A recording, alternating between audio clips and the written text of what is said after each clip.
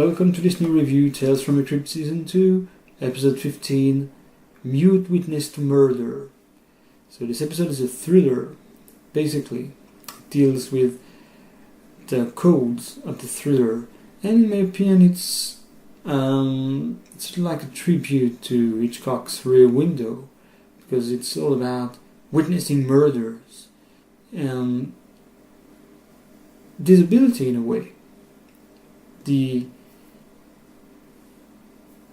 inability to report the murder. So you got this woman who is having a party, an anniversary party, I guess, I don't remember, but she's with her husband at night, and there comes that moment when alone she will witness a murder in an apartment facing her, where a man is assaulting his wife and killing her, and she goes mute. And this is the basic plot. And when her husband sees that, calls for help, and the doctor who comes is actually the killer, the murderer. So this is the storyline. And of course the doctor will want to take her to a sanitarium to silence her forever. That's the plan, of course. So the psychiatrist here, the doctor, the crazy doctor, is Richard Thomas, great actor who acted in Stephen King's It. So he's quite good. It's a decent job that he does in the episode. Actually, the threesome is good. The woman and her husband and the crazy doctor.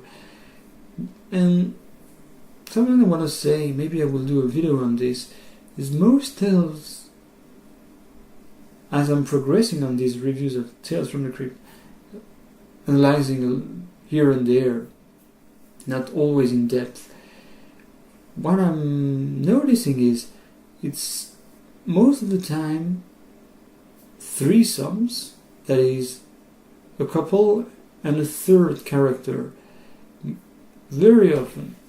And there is a reason why, I guess. It's not randomly that it's always three characters that you have, three main characters in Tales from the Crypt. So, Mute Witness to Murder, coming back to this, it's a good episode because it's all about seeing and telling. You see the murder, but you can't tell because you go mute. And this is the problem. This is where suspense starts. So it's a great idea. Great screenplay here.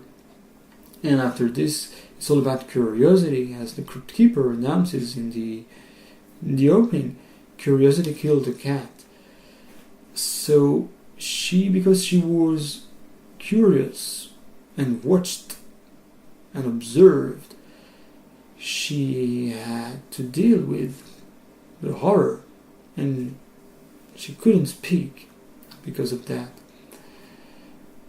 So the trauma blocks her, and it's like a comeuppance because she deserved it in a way. And in the beginning, in the first part of the episode, we are with her. We want to support her, but in the end, it's more ambiguous, actually. Although she got her spouse supporting, we don't complain about her in the end. I'll tell you why in a moment. Interestingly, in the beginning, you have the woman stating that she met her husband, I guess in an elevator, at the perfect moment, as she says. And she emphasizes that very moment when things get important and decisive. And it's a statement very important because it foreshadows the witness moment of seeing the murder. So it's very well written episode. There is no random scene when you think about it.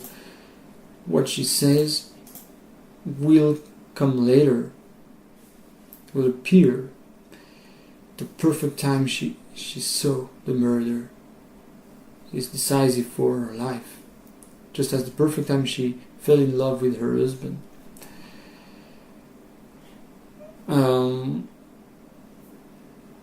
Well, the twist is ambiguous, as I was saying. We are not with her anymore necessarily, because we notice that she becomes really crazy in the padded room, because the killer, the murderer, has a heart problem.